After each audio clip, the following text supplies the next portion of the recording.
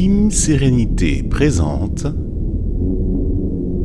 5 minutes de pause.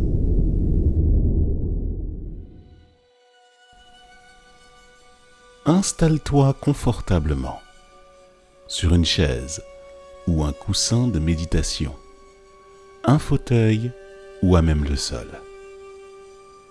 Bienvenue dans ce nouvel épisode de 5 minutes de pause où les concepts d'être dans l'attente d'un résultat escompté et l'étude d'une situation perceptible et observable vont être expliqués sous plusieurs angles. Dès que tu te fixes un objectif et que tu observes par ailleurs la manière dont tu projettes ton mental et ton esprit pour l'atteinte de celui-ci, les différents corps constituant ton être dans sa globalité s'alignent de manière spécifique suivant leurs dispositions respectives. Le fait de s'attendre à un succès évident dès qu'on pense clairement avoir mis les ingrédients et qu'on pense avoir appliqué la bonne stratégie n'obtient pas les mêmes résultats si l'esprit est tourné vers la récolte de ce qui devrait nous être dû ou vers l'étude du processus accompagnant le succès ou l'échec d'une initiative aussi noble soit-elle. Entrons dès maintenant dans l'analyse de ces deux concepts pouvant sembler similaires et qui pourtant regorgent de distinctions bien établies dès que la culture du discernement et l'incarnation de la sérénité à un niveau avancé est cultivée dans l'expérience, comme dans l'existence, juste après cette annonce promotionnelle. Nous te proposons d'approfondir la thématique abordée dans l'épisode du jour en t'invitant à te procurer les conférences de la Team Sérénité. Énergie, éveil spirituel, hypersensibilité, relations, les lois de l'univers. Connecte-toi sur teamsérénité.com/conférence. Lien en description.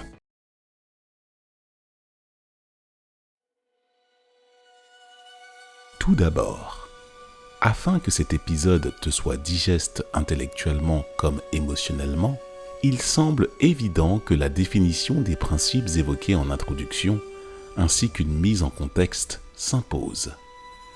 Imagine-toi être un jardinier, avec de multiples parcelles de terre cultivables pour un potager. Ce même potager, dès qu'il est imaginé et conçu par le jardinier, va commencer à se manifester dans l'existence suite à ces différentes actions. La suite de ces dites actions constitue le protocole indispensable pour que les récoltes à différents moments de l'année puissent se dérouler de la meilleure des façons et garantir une forme d'autonomie alimentaire pour le jardinier et pour toutes les personnes faisant partie de son environnement. Compte tenu de son niveau de conscience général, de sa connaissance des lois naturelles et du vivant, de son expérience et des leçons apprises, ainsi que de sa disposition d'esprit tournée ou non vers l'étude de la terre, de la météo, du climat et de l'environnement dans lequel son potager se situe, la récolte issue de son exploitation sera alors plus ou moins abondante, indépendamment du résultat qu'il peut escompter au moment de définir son plan d'action. Il est possible d'entrevoir la période où le plan de semis pour des tomates, des courges, des poireaux ou des poivrons, en fonction de son emplacement géographique et donc du climat plus ou moins favorable à sa maturité. Ce qu'il est beaucoup plus difficile d'appréhender, ce sont les aléas climatiques, le comportement de la faune environnante à l'exploitation, du comportement de son voisinage humain, les insectes, les réactions inopinées de certains fruits ou légumes au cours de la culture et la faculté de résilience d'ensemble du terrain, compte tenu de tous ces facteurs de stress auxquels l'exploitation dans son ensemble peut être confrontée. En tant que jardinier, afin que ta récolte soit la plus généreuse et abondante possible, il est nécessaire d'être à l'écoute, en conscience et dans l'observation de ce qui se déroule, et de ce que la nature a à transmettre en vue de procéder aux ajustements nécessaires dès que les conditions se présentent. Car si par exemple dans tes plans de récolte, tu as opté pour une quantité de tomates respectant un calibre bien défini et qu'aucun de ces deux critères ne sont respectés, vas-tu pour autant te débarrasser de cette récolte en la qualifiant d'impropre à la consommation? Elle se trouve ici, la différence entre ce à quoi on s'attend et ce qu'on est amené à étudier. Tu peux transposer cet exemple dans le domaine des études scolaires si tu as un diplôme à aller chercher, ou dans le domaine de l'entrepreneuriat où les échecs sont nombreux et légion pour arriver au succès tant recherché. De même, dans des situations plus personnelles et relationnelles, et encore plus lorsqu'il s'agit de l'être humain disposant de son libre arbitre et de son intelligence propre. À ce stade de la démonstration, comment disposer son esprit à la sérénité tout en demeurant dans l'étude de ce qui est, de ce qui se déroule et de ce qui est enseignable pour tout être en quête de sagesse. Être dans l'étude nécessite une vision du personnage que nous incarnons dans le monde manifesté où nous évoluons. En réalité, ce personnage n'est que la finalité d'une somme d'idées qu'il considère comme vraies, auxquelles il croit, la plupart du temps sans en avoir conscience, et qui se déclinent dans son vécu, dans des conditionnements, des contextes et des environnements, traduits par l'entourage dans lequel il évolue, ainsi que le milieu social où il est amené à se développer, compte tenu de ses volontés, ses ambitions ou ses objectifs. Réécoute bien ce passage de la vidéo, il est primordial. Je te dis en synthèse que le personnage que tu incarnes, à partir du moment où tu prends la décision de l'observer, ce qui peut vulgairement se traduire par ta capacité de te remettre en question, tu as la possibilité de percevoir le champ des croyances et des idées qui l'animent, et donc, de cet espace, piloter, actionner ou désactiver certaines croyances qui ne pourraient pas être propices pour ton épanouissement.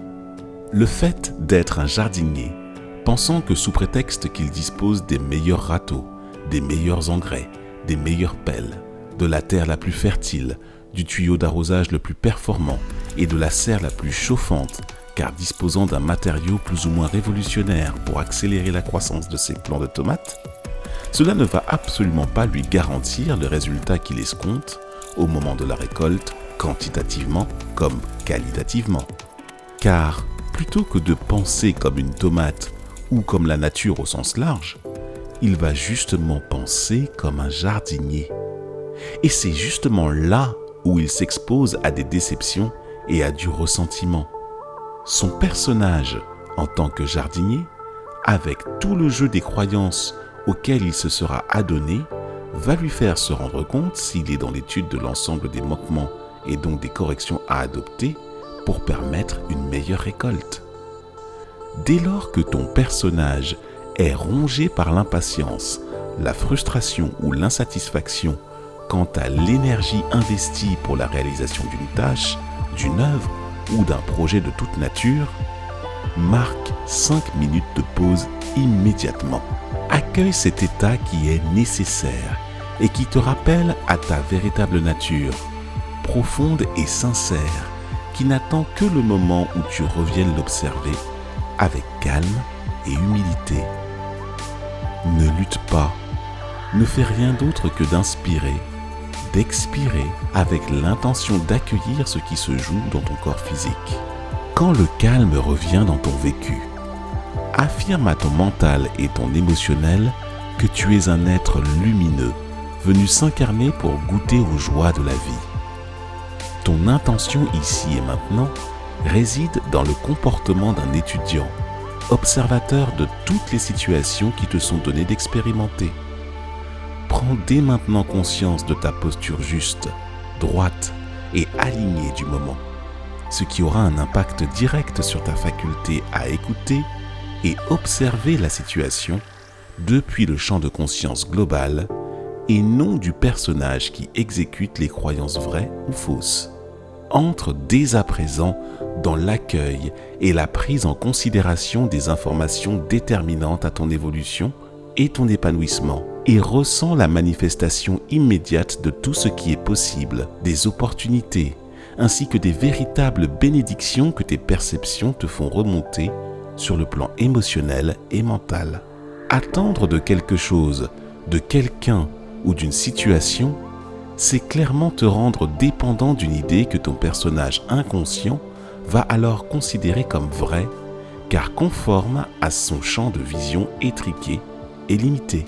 Être dans l'étude du vivant, de la nature, de ce qui est et de ce qui devient, en mesurant la croissance de l'âme et de l'esprit à mesure que les effets de la pause s'installent, c'est élargir ses capacités d'action tout en développant avec toujours plus d'amour et de compassion sa relation avec soi et donc sa relation à autrui. Et ce, pour toujours plus de sérénité et un chemin vers la sagesse encore plus élargi. Fais-nous part de la manière dont ton cœur résonne quant au comportement d'être dans l'attente ou dans l'étude des circonstances, tout en continuant à cultiver cet égrégore de sérénité et de paix entre nous. Partage cet épisode à tout ce qui respire. Rétribue les créateurs de ce contenu avec un pouce dès que tu en as le cœur et retrouve-nous sur teamserenité.com ainsi que sur l'ensemble des plateformes de podcast. Lien en description. Dernière chose, procure-toi dès maintenant notre livre Juste pour aujourd'hui, la puissance de l'intention.